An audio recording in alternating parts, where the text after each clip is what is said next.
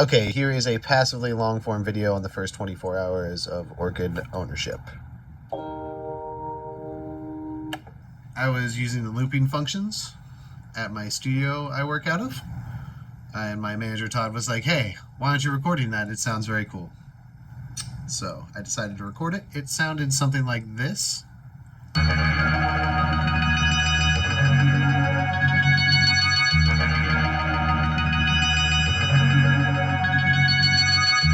He was not lying. That sounded very cool. So I took that. It was actually, since it was on the looper mode, it's BPMs, it's all strange. You just record it in and you record the audio in out of it. You make it happen. It's a little weird, but it's fine. You line it up in whatever your DAW is. I'm using Ableton, obviously. And you make it work. So I made it work inside of there. Cool. That sounded nifty. But this has a MIDI out. Super useful for stuff. We ran that to a Moog matriarch. We'll put that up on the screen here. Bam, Moog matriarch. It looks like that. It's a semi-modular system. It's super cool. So what we did is we basically ran another track of audio that was being fed the MIDI. This MIDI, it looks crazy. Check the MIDI out that it captures. It's the harp setting. It's absurd. That's very cool stuff. What we did is we kind of ran like 5 minutes of playing with the Moog. Hey, just Moog fun. Look at those waveforms go. There's a bunch of it down here I didn't use, because what I did is I kind of just lined it up to the grid and picked parts that I liked. That's what you do. Now, we'll go back over here. Let's have a quick listen.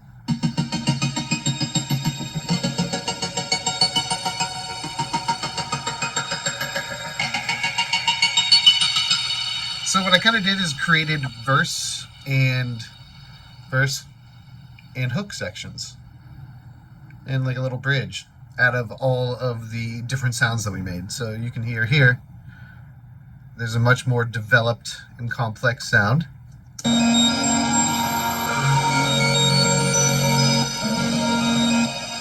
And that kind of creates the summation of the hook, and that goes back into the less complex sound.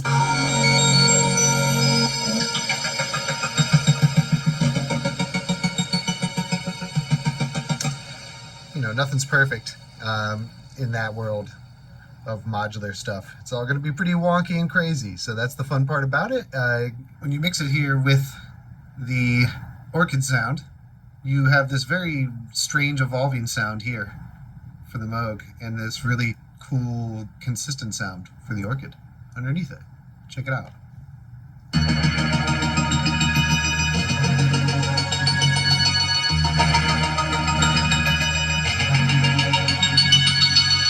And so it's like ever evolving, really nifty.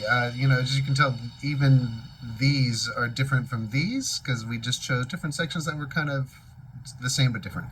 And then you can hear how that evolves to the hook. It's a very nice bloom it creates.